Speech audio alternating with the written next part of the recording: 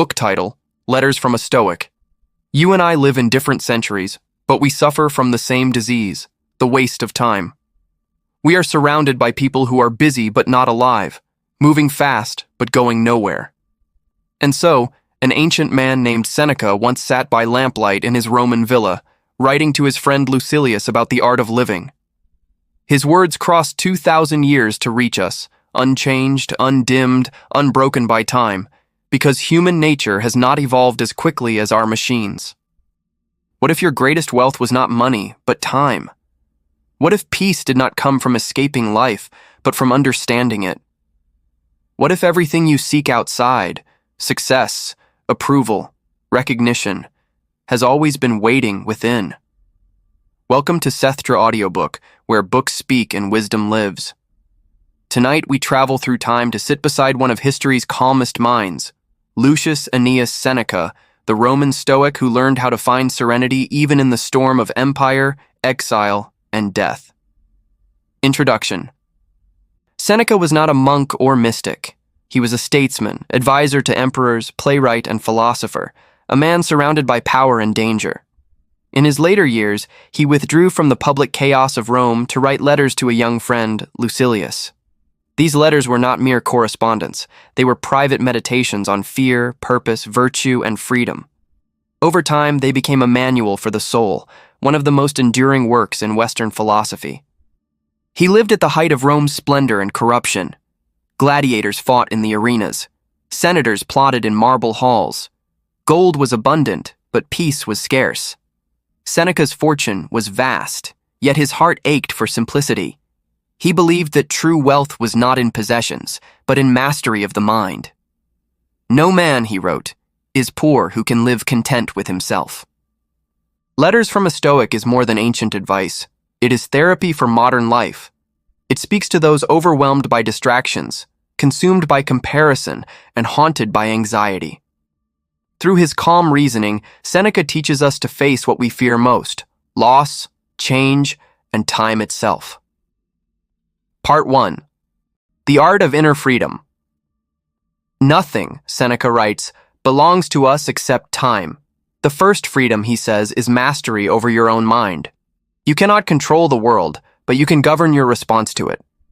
Every reaction is a choice, every emotion a command you give yourself. He saw that most people live as slaves, not to others, but to desires, fears, and endless appetites. They are imprisoned not by walls, but by thoughts. You must free yourself, he told Lucilius, not by escaping your duties, but by disciplining your emotions. Inner freedom begins where reaction ends. It is the ability to remain calm while others panic, to choose peace while others fight, to be guided by reason instead of impulse. The Stoic is not emotionless. He simply refuses to let emotion rule.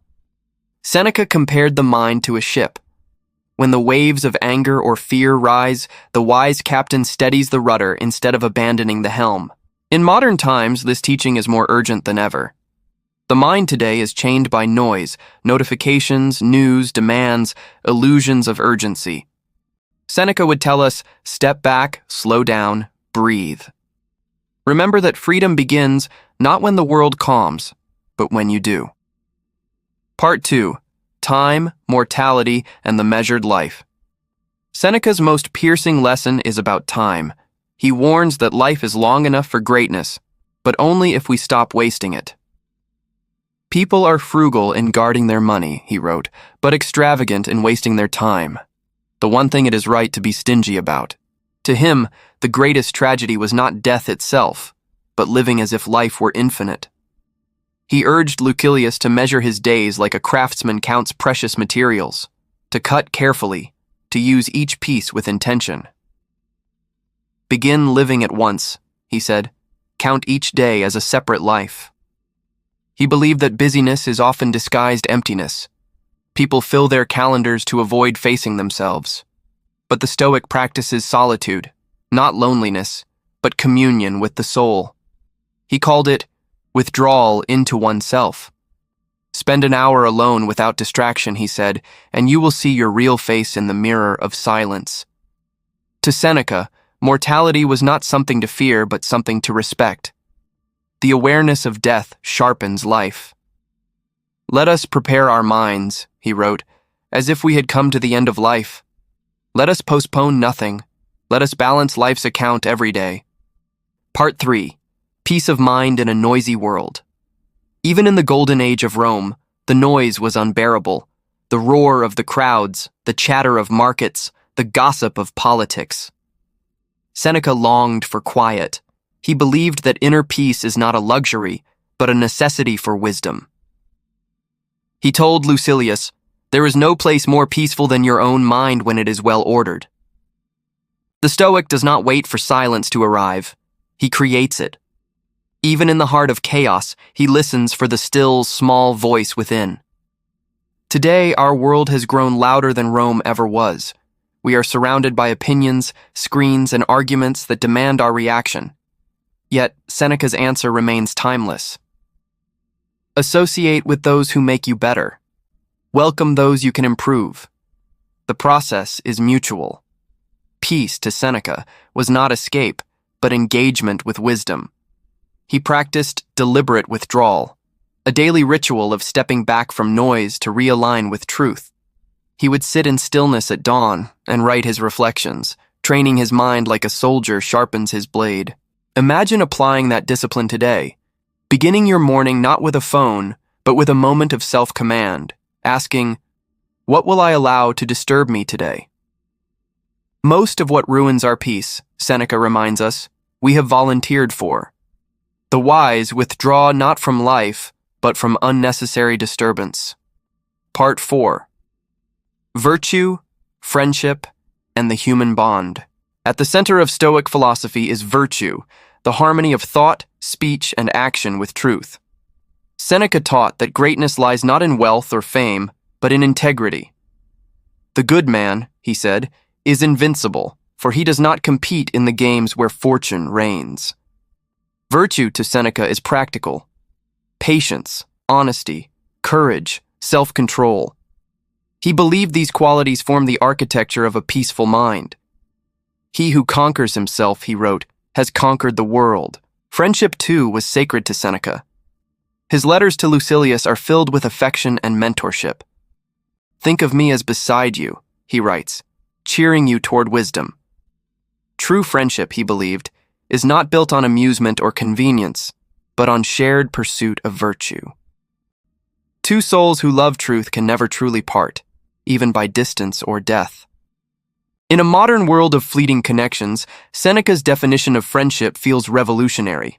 He teaches us to seek depth over popularity, sincerity over noise. Associate only with those who can call forth the best in you, he said, and be such a person for others. Part 5. The fire of adversity and the calm of reason. Seneca's life was not peaceful. He was exiled, accused, betrayed, and finally ordered to take his own life by Emperor Nero, the student he once mentored. Yet even in the face of death, Seneca remained calm. "It is not what happens to you," he wrote, "but how you respond that matters." To him, adversity was the forge of greatness. The Stoic sees every difficulty as a test of strength, a chance to practice virtue. The fire tests gold, he said, and adversity tests the brave.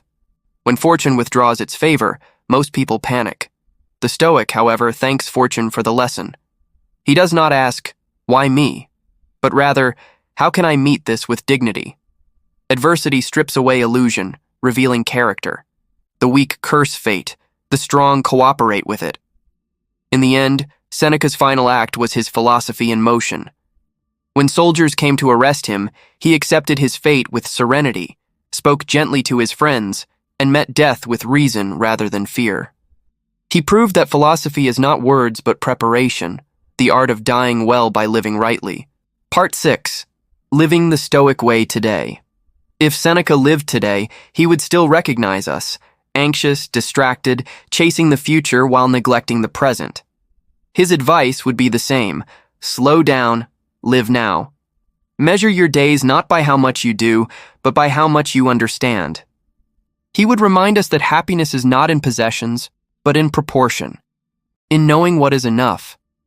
He would tell us to guard our attention as we guard our health, for the mind becomes what it consumes. He would ask, "What have you read today that made you better? What have you said that made another's burden lighter? What silence have you practiced that purified your thoughts?" To live stoically is to live deliberately, to see life as a brief, precious training ground for virtue. It is to meet each day as a student and each moment as a teacher. When you fail, forgive yourself quickly. When you succeed, remain humble. When you suffer, remember that you are being refined. Seneca's wisdom was not for philosophers alone. It was for all who wish to be free. Freedom, he reminds us, begins with mastering what is within our control: thought, action, and attitude. Closing summary. What then is the heart of Letters from a Stoic? It is this: life is short, but wide enough for greatness. You cannot lengthen your days, but you can deepen them. You cannot stop the winds of change, but you can trim your sails to meet them. Seneca's words are not ancient. They are eternal. They teach us that the art of living is the same in every century: to think clearly, act justly, love deeply, and leave peacefully. Begin at once, he said. To live well is to live now. Ending message. Books like Letters from a Stoic are not relics of history. They are mirrors of the human condition. They remind us that progress means nothing without wisdom, and that peace cannot be borrowed. It must be built within. So tonight, remember Seneca's voice as you face tomorrow. You own nothing except time. Spend it wisely, live it gently, and meet each dawn as a philosopher of your own soul. You are listening to Sethtra Audiobook, where books speak and wisdom lives. Each week, we breathe life into timeless voices so that you may rediscover the art of living deeply. Like, share, and subscribe, not for vanity but for virtue. Because every listener who grows in wisdom helps the world become a little calmer, a little wiser, and a little freer. And remember, you cannot control the length of life, but you can master its depth.